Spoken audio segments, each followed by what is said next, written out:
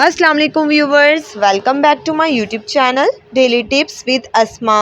रज़िया नाम का शुमार लड़कियों के नामों में होता है। रज़िया एक इस्लामी नाम है।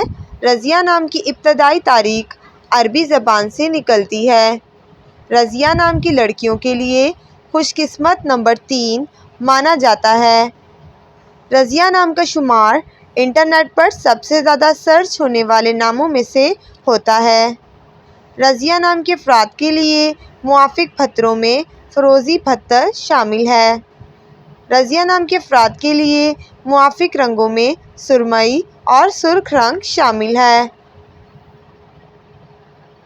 रज़िया नाम का मतलब है राज़ी और खुशी देने वाली। रज़िया नाम की लड़कियों के लिए खुशकिस्मत दिन धातों में हिंसों के हिसाब से तांबा और कांसी शामिल है। फ्रेंड्स, अगर आप अपने नाम का मतलब जानना चाहते हैं तो कमेंट बॉक्स में अपना नाम लिखें। इंशाअल्लाह हम आपके नाम की वीडियो ज़रूर बनाएंगे। Thanks for watching. अल्लाह हाफिज़।